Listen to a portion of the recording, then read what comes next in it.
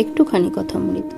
ঠাকুর সমাধিস্থ, দিন রাত কোথা দিয়ে যাইতেছে, কেবল ভক্তদের সঙ্গে একবার ঈশ্বরীয় কথা কীর্তন করেন।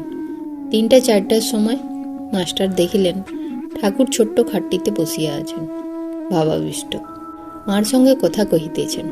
মার সঙ্গে কথা কহিতে কহিতে একবার বলিলেন, মা, ওকে 1 কলা দিলি কেন? ঠাকুর খানিকক্ষণ নিস্তব্ধ হইয়া রহিলেন। আবার বলিতেছেন, মা, বুঝেছি, 1 কলাতেই যথেষ্ট হবে।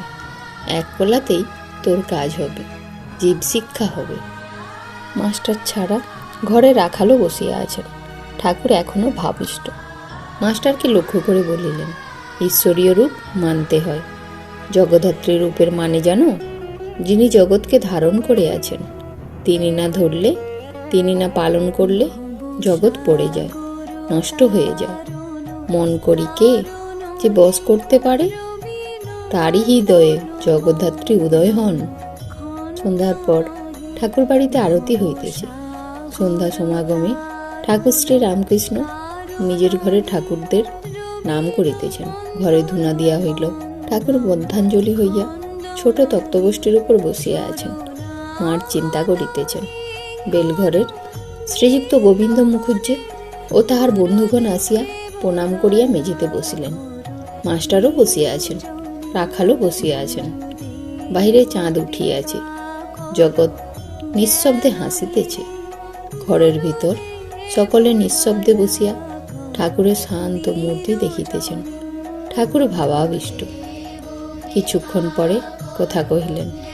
এখনো ভাবাবস্থা। ঠাকুর শ্রী রামকৃষ্ণ ভাবাস্ত অবস্থায় বলিলেন, বলো, তোমাদের যা সংশয় আমি সব বলছি। গোবিন্দ ও অন্যান্য ভক্তেরা ভাবিতে লাগিলেন। গোবিন্দ বলিলেন, শ্যামা, এই রূপটি হলো কেন? ঠাকুর বলিলেন, সে দূর বলে, কাছে গেলে কোনো রং নাই। দিঘির জল দূর থেকে কালো দেখায়, কাছে গিয়ে হাতে করে তোলো, কোনো রং নাই। আকাশ দূর থেকে যেন নীলবর্ণ, কাছের আকাশ দেখো, কোনো রং নাই। ঈশ্বরের যত কাছে যাবে ততই ধারণা হবে তার নাম রূপ নাই। পিছিয়ে একটু দূরে এলে আবার আমার শ্যামা মা, যেন ঘাস ফুলের রং। শ্যামা পুরুষ না প্রকৃতি? একজন ভক্ত পূজা করেছিল। একজন দর্শন করতে এসে দেখে ঠাকুরের গলায় পইতে।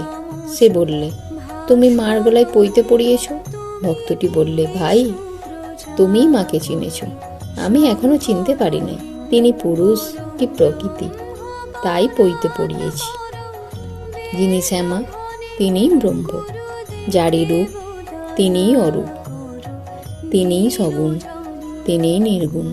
ব্রহ্ম শক্তি, শক্তি ব্রহ্ম, অভেদ, সচ্চিদানন্দময় আর সচ্চিদানন্দময়ী। গোবিন্দ বলিলেন, যোগমায়া কেন বলে?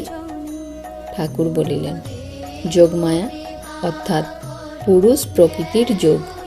যা কিছু দেখছ সবই পুরুষ প্রকৃতির যোগ।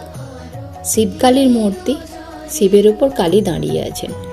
শিব সব হয়ে পড়ে আছেন, কালী শিবের দিকে চেয়ে আছেন। এই সমস্তই পুরুষ প্রকৃতির যোগ। পুরুষ নিষ্ক্রিয়, তাই শিব সব হয়ে আছেন। পুরুষের যোগে প্রকৃতি সমস্ত কাজ করছেন, সৃষ্টি, স্থিতি, প্রলয় করছেন। রাধাকৃষ্ণ যুগল মূর্তির মানেও তাই। ওই যোগের জন্য বঙ্কিম ভাব।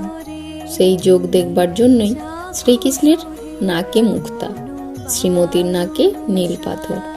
শ্রীমতীর গৌরবরণ মুক্তার ন্যায় উজ্জ্বল, শ্রীকৃষ্ণের শ্যামবর্ণ, তাই শ্রীমতীর নীল পাথর। আবার শ্রীকৃষ্ণ পীত বসন ও শ্রীমতী নীল বসন পড়েছেন। উত্তম ভক্ত কে? যে ব্রহ্মজ্ঞানের পর দেখে তিনিই জীবজগৎ চতুর্বিংশতি তত্ত্ব হয়েছেন। প্রথমে নেতি নেতি বিচার করে ছাদে পৌঁছাতে হয়। তারপর সে দেখে ছাদও যে জিনিস দিয়ে তৈরি, ইট, চুন, সুরকি, সিঁড়িও সেই জিনিসেই তৈরি। তখন দেখে ব্রহ্মই জীবজগৎ সমস্ত হয়েছেন। শুধু বিচার। কেন বিচার করে শুষ্ক হয়ে থাকব? যতক্ষণ আমি তুমি আছে ততক্ষণ যেন তার পাদপদ্মে শ্রদ্ধা ভক্তি থাকে। গোবিন্দের প্রতি বলিলেন, কখনো বলি তুমিই আমি, আমিই তুমি, আবার কখনো তুমিই তুমি হয়ে যায়, তখন আমি খুঁজে পাই না। শক্তিরই অবতার। একমতে রাম ও কৃষ্ণ সচ্চিদানন্দ সাগরের দুই ঢেউ। অদ্বৈত জ্ঞানের পর চৈতন্য লাভ হয়, তখন দেখে সর্বভূতে চৈতন্য রূপে তিনি আছেন। চৈতন্য লাভের পর আনন্দ।